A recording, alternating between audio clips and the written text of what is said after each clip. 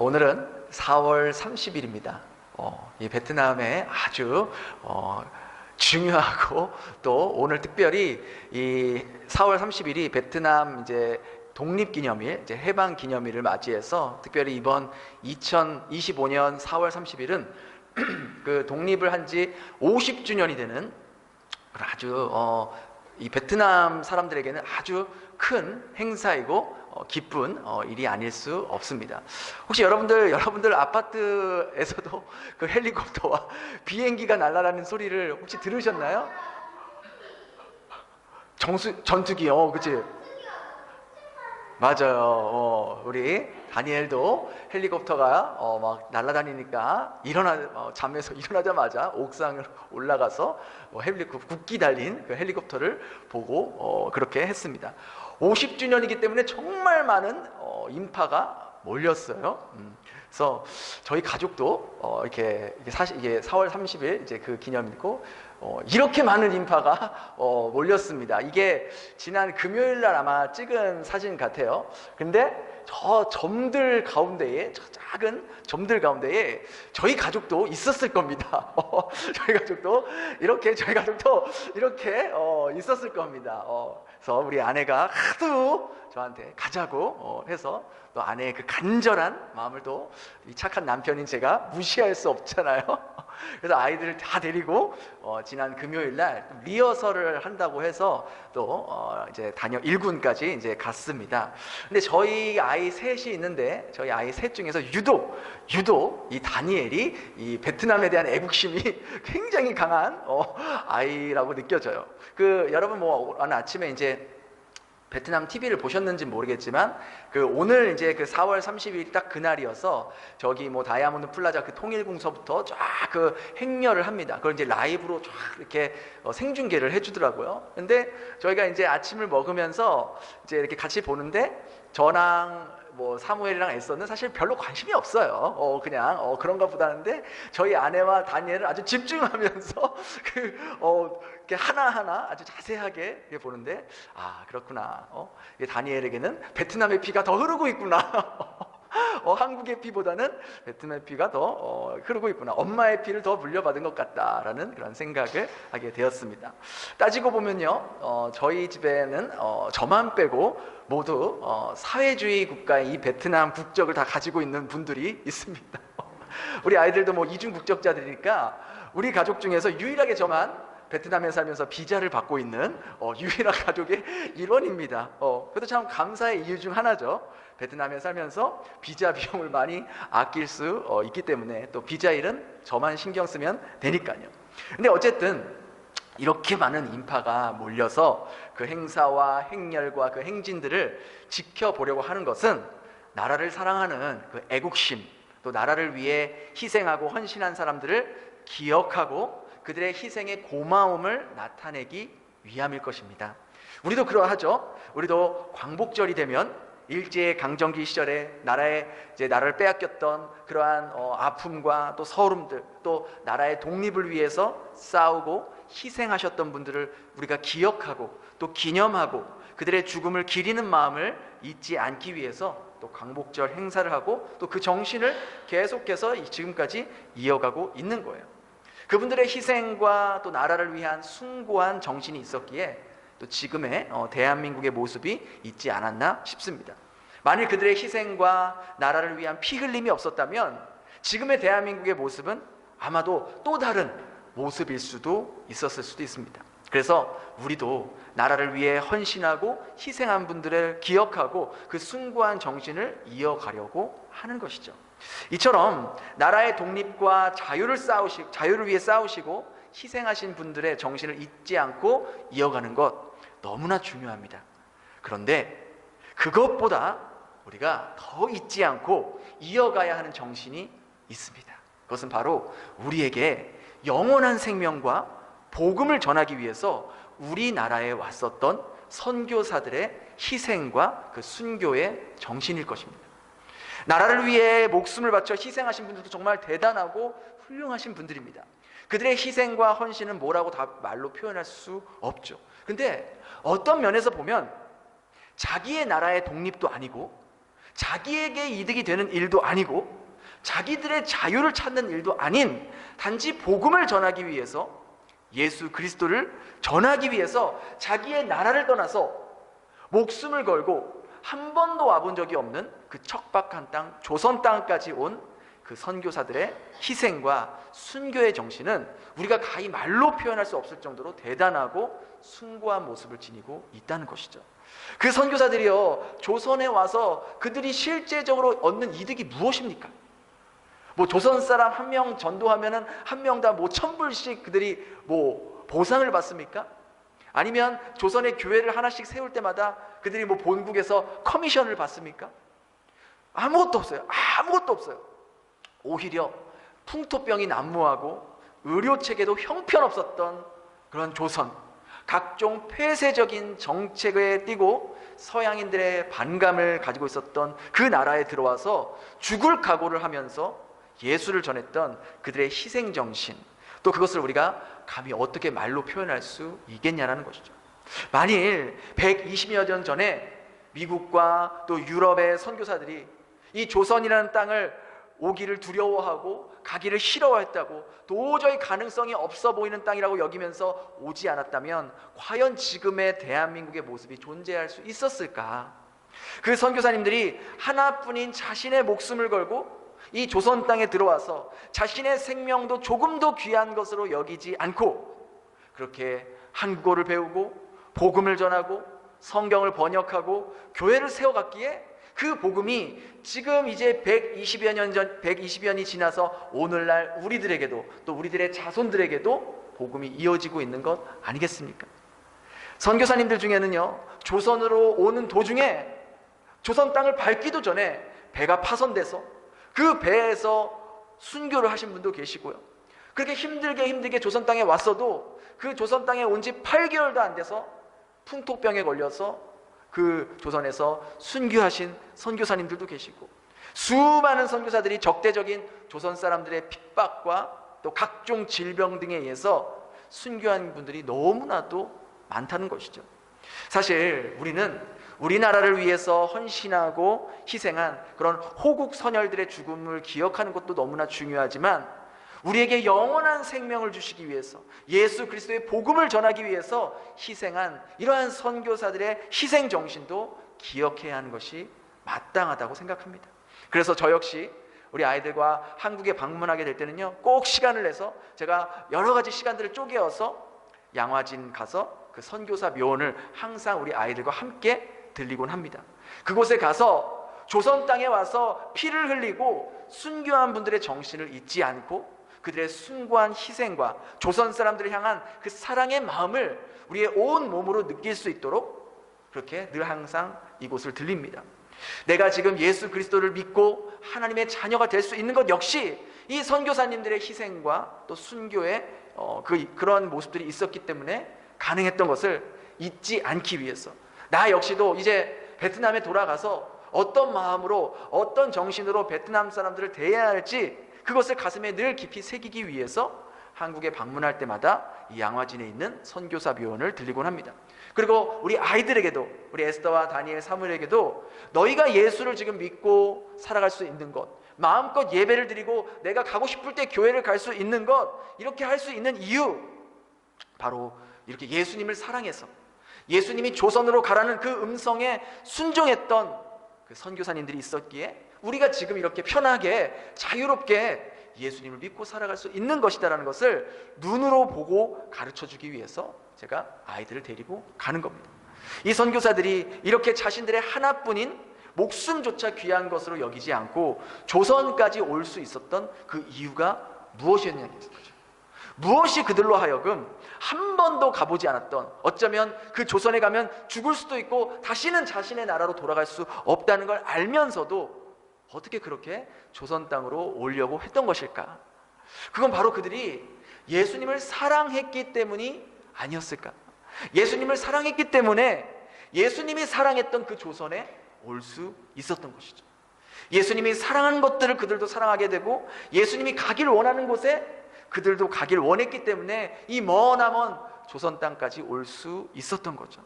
그럼 그들이 예수님을 사랑할 수 있었던 이유, 무엇이 그들로 하여금 예수님을 사랑하게 하였는가?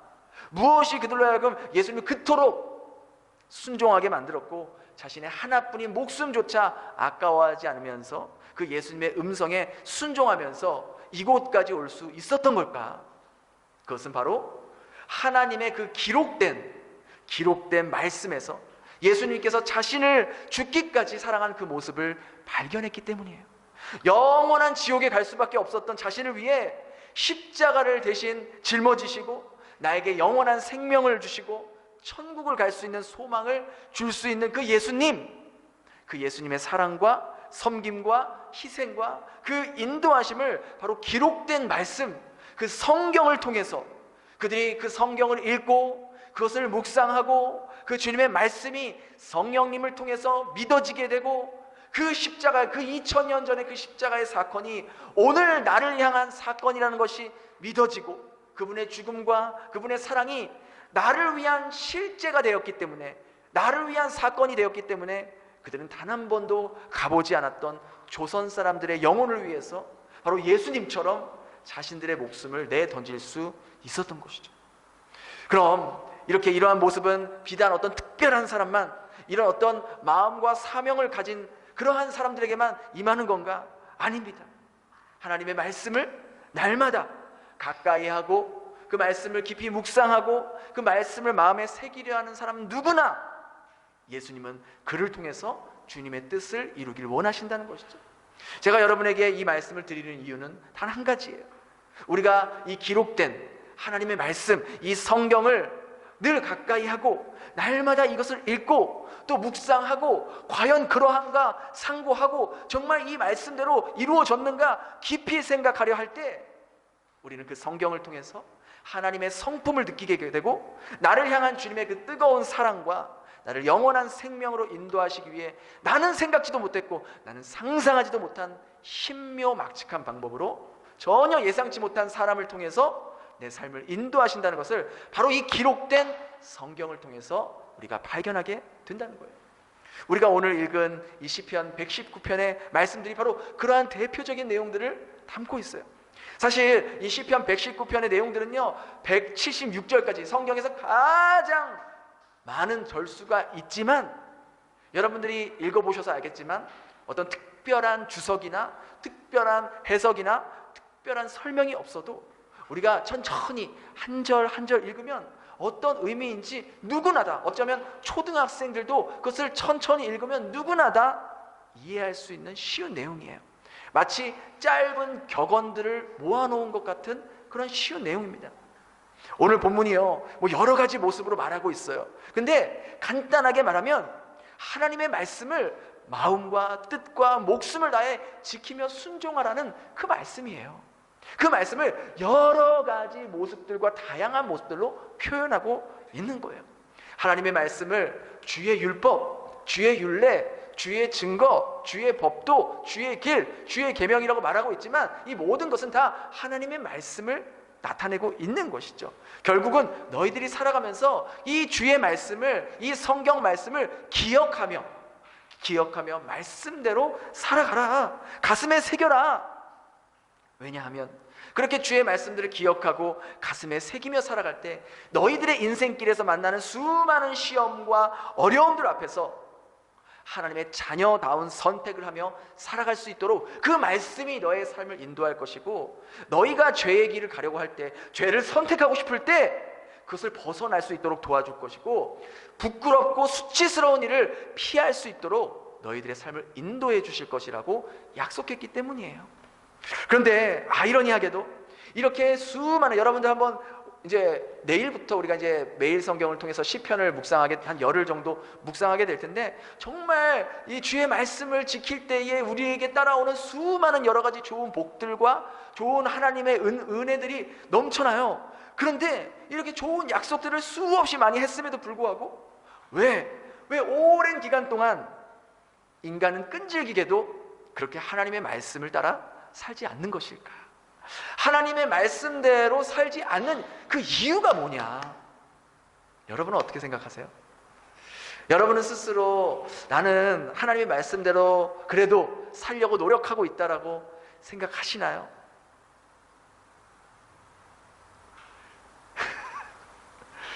다들 제 눈을 피하시는 것 같아서 우리 집사님들은 하나님의 말씀대로 정말 살려고 몸부림치고 계신가요? 만약 그렇지 못한다면 왜 그럴까?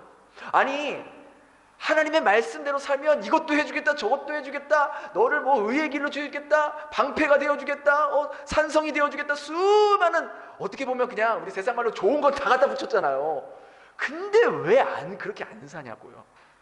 그렇게 수많은 약속이 있음에도 불구하고 우리는 왜 그렇게 살지 않는 것일까? 사람은 자신의 마음이 있는 곳에 자신의 시간과 물질과 에너지와 열정을, 또 자신의 의지를 사용하잖아요. 그렇잖아요. 우리가 골프 치는 일에 마음이 가 있으면 아무리 피곤해도 새벽에 일어나게 돼요. 그리고 다 준비하고 골프 치러 나갑니다. 축구를 좋아하는 분들은 아무리 축구 차다가 뼈가 부러지고 뭐 무릎이 나가고 뭐 인대가 끊어져도요, 조금만 회복되면 어디 가요? 축구장 가요. 또 그럴 거는데 축구장 간다고요. 맛집을 찾아다니는 것을 좋아하는 분들은요, 아무리 시간이 오래 걸리고 아무리 오래 기다린다 해도 그 맛집에서 그 음식 한번 먹으려고 그렇게 찾아갑니다.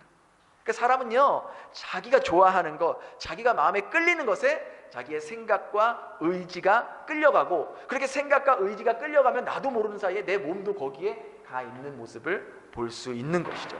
그럼 내가 하나님의 말씀대로 살지 않는 이유는 결국 내 마음이 하나님의 말씀에 끌리지 않기 때문이에요. 그렇죠? 내 마음이 주님의 말씀에 끌리지 않으니 당연히 내 생각도 내 의지도 끌리지 않게 되고 내 몸도 말씀을 읽고 묵상하는 자리에 가지 않게 된다는 거예요.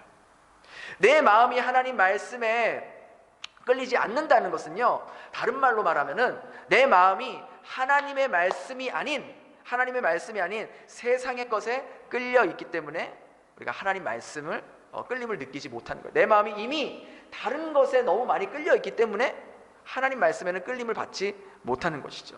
우리가 하나님 말씀을 묵상하지 않고 가까이 하지 않아도요, 솔직히 얼마든지 세상적으로 풍요롭게 살 수 있어요. 그렇지 않습니까? 내가 하나님 말씀 묵상하지 않고 하나님을 믿지 않아도 세상 사람들 얼마든지 비싼 음식들, 좋은 집, 좋은 차, 세계여행 다니면서 또 명품도 사고 또 내가 사고 싶은 거 원하는 것들 그렇게 사면서 원하는 거 하면서 이 땅에서의 삶을 누릴 수 있어요. 그러나 그 사람들은 이 땅에서는 배부르게 잘 먹고 잘 살 수는 있어도 그의 영혼의 모습은 거린의 모습과 다를 바가 없다는 것이죠.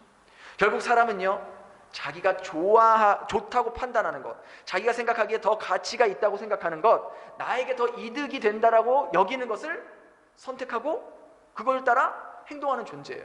안 그렇습니까?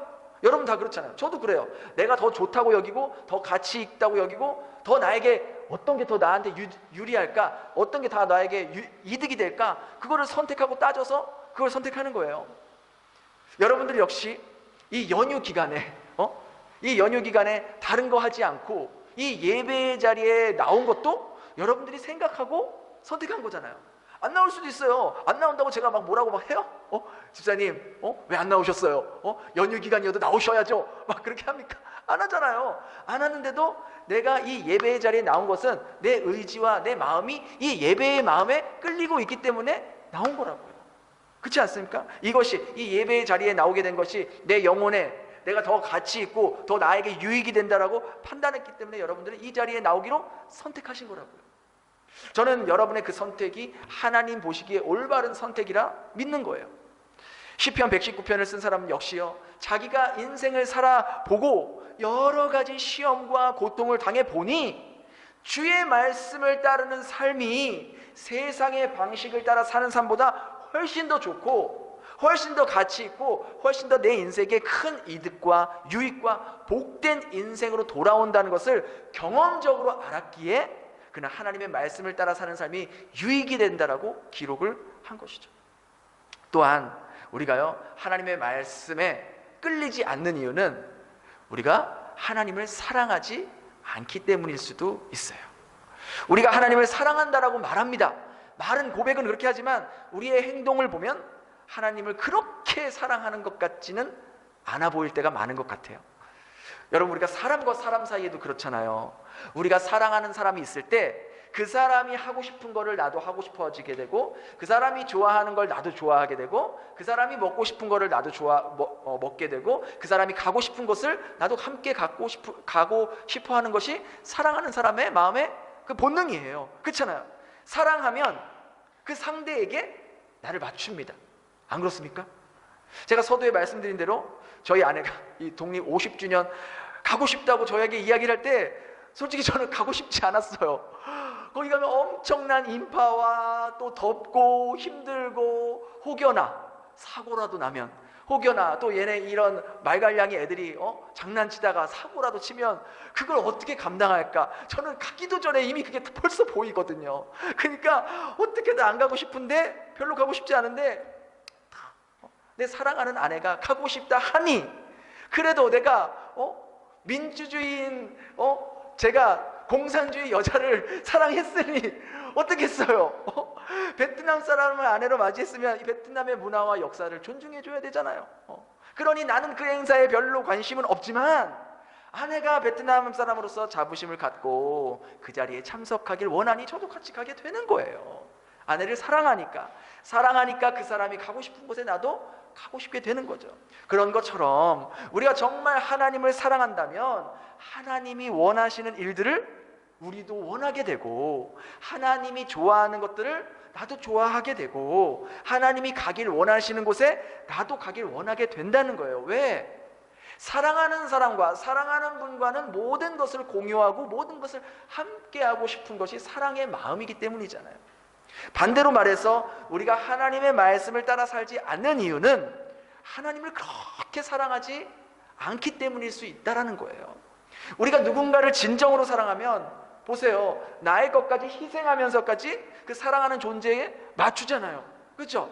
우리가 연애할 때 우리 배우자에게 모든 시간과 모든 스케줄들을 맞추면서 그 시간에 만나서 또 뭐 데이트도 하고 그러잖아요. 그러다 이제 결혼하면은 이제 각자의 시간으로 가게 되지만, 또다시 자녀가 생기면 어떻게 됩니까? 우리 엄마들의 삶이 솔직히 있습니까? 우리 엄마들 다 모든 삶을, 자녀에게 모든 것을 다 포커스를 맞춰서 다 자녀 등하굣길, 하원길 모든 것을 자녀의 스케줄에 다 맞추잖아요. 왜 그렇게 해요? 자녀가 나에게 월급을 줘요? 아니잖아요. 자녀를 사랑하기 때문에 그래요. 사랑하니까 내 모든 것을 그 상대방에게 맞추는 거예요. 그런 거예요. 이와 같이 우리가 하나님을 정말로 사랑하면 내가 기쁜 마음으로, 자원하는 마음으로 하나님의 말씀에 내 삶을 맞추게 되고, 그 하나님의 말씀에 가슴에 새기면서 살아가게 되는 거예요. 사랑하기 때문에. 그럼 우리가 어떻게 보이지 않는 하나님을 우리가 사랑할 수 있느냐? 그렇잖아요. 그건 기록된 하나님의 그 말씀을 매일매일 읽고 묵상할 때 그 하나님께서 우리를 얼마나 사랑하시는지, 우리를 위해 어떻게까지 하셨는지를 우리가 그 말씀을 통해서 발견하게 되는 거예요. 그리고 그 주님의 사랑으로 인하여 우리도 주님을 더 사랑하는 자리로 가게 되는 거예요. 서두에 언급한 이 조선을 위해서, 이 대한민국을 위해서 자신의 목숨도 아까워하지 않았던 이 선교사님들 역시 어떻게 자신들이 직접 보지도 않은 그 예수님의 사랑을 느낄 수 있었는가? 그들 역시 기록된 하나님의 말씀, 성경, 예수님의 말씀을 날마다 묵상하고 그 하나님의 사랑이 바로 나를 향한 사랑이라는 것을 느꼈기에, 그것을 실제화했기에 자신을 위해 목숨도 아끼지 않고 십자가에 던져주신 그 예수님을 위해서 자기도 자신의 목숨을 아까워하지 않고 예수님을 위해, 조선을 위해, 영혼을 위해 던질 수 있었던 거예요. 그래서 우리가 하나님의 말씀을 가까이 하는 것이 그렇게 중요하다고 이 시편 기자는 그렇게 강조를 하는 거예요. 이렇게 우리가 보면은 항상 말씀을 묵상하는 것을 가까이 하고 그 말씀을 기억하면은요, 그 기억한 대로 우리는 살게 되잖아요. 그러면 그 기억한 대로 말씀을 따라 살아간다고요. 그러면 우리가 말씀에 따라 사는 삶을 살면 그 삶 속에서 살아계신, 우리 눈으로는 보이진 않지만 살아계신 하나님을 경험하게 돼요. 그 하나님을 경험하게 되면 정말로 하나님이 나를 사랑하시는 거라는 것을 내가 처음에는 이 문자로 알았지만 이젠 내 삶으로 그걸 느끼게 된다고요. 그러면은 또 다시 말씀을 묵상하는 것이 더 깊어지는 거예요. 그러면 더 말씀 따라 살게 되고, 그럼 더 주님의 삶을 경험하게 되고, 더 주님의 사랑을 느끼게 되고, 계속해서 그러한 선순환이 이어지게 되는 거예요. 우리 역시 주님을 사랑하는 그런 반응이 우리의 삶으로 계속 더 깊어지게 되고, 우리도 어느 순간 이렇게 나도 한 번도 보지 않았고 한 번도 가보지 않았던 그 영혼을 위해서 나의 모든 것을 드릴 수 있는 주님과 같은 모습으로 변하는 자신의 모습을 발견하게 된다는 것이죠. 우리가 인생을 살면서 무엇을 기억하느냐에 따라서 내 생각과 내 마음이 달라지게 되고, 내 마음은 결국 내 말과 행동을 낳게 되고, 결과적으로 내 삶의 모습이 달라지게 될 수 있다는 거예요. 그래서 우리가 이 기록된 주님의 말씀을요, 여러분 정말 매일매일 가까이 할 수 있길 바랍니다. 어쩌면요, 저는 좀 과하다고 생각할지 모르지만 우리 삶에, 우리 하루의 아침에 가장 중요한 일을 하나님의 말씀을 읽고 묵상하는 시간이라고 여러분들이 그렇게 여겨서 이것만큼은 그 어떤 것과는 뺏기지 않고 이 말씀 묵상하는 일에 내 정말 사활을 걸겠다, 내 정말 내 삶을 걸겠다라는 그러한 마음으로 여러분들이 말씀을 묵상하게 된다면, 그 말씀이요, 여러분을 죄의 유혹으로부터, 마음의 시험으로부터 여러분의 영혼을 건져낼 것이고요, 여러분이 하나님의 자녀로서 담대히 걸어갈 수 있도록 용기를 줄 것이고, 그것으로 인해 여러분은 하나님만이 주실 수 있는 진정한 샬롬, 진정한 평강을 누리며 살게 될 수 있다는 거예요. 그렇게 주님의 기록된 말씀을 통해 하나님을 더 깊이 느끼며 그 사랑에 적극적으로 우리가 반응하며 주님의 말씀이 내 삶을 지키고 오늘도 보호하고 주님 보시기에 가장 선한 길로 인도한다는 것을 경험하며 살아갈 수 있는 저와 여러분 될 수 있기를 예수님 이름으로 축원합니다. 우리 말씀을 기억하면서 그렇게 기도했으면 좋겠어요. 주님, 저는 정말로 주님의 말씀을 이렇게 중요하게 여기고 또 말씀을 묵상하고 가까이 하는 것을 내 삶의 가장 중요한 일로 여기고 있었는가? 만약 그러지 못했다면 다시 오늘부터 이 주님의 말씀을 더 깊이 나가는 그러한 삶의 자리로 나아갈 수 있게 해달라고, 기록된 말씀 안에서 주님을 발견하게 될 것이고, 그 주님의 말씀을 발견하게 되면 삶 가운데 하나님을 경험하게 되고, 하나님을 경험하게 되면 우리는 주님의 사랑을 더 깊이 느끼게 될 것입니다. 주님, 저희들이 주님의 말씀을 더 정말 목숨을 걸고 그런 마음으로 사활을 걸고 이 말씀을 읽고 묵상하는 일을 지킬 수 있게 도와주세요.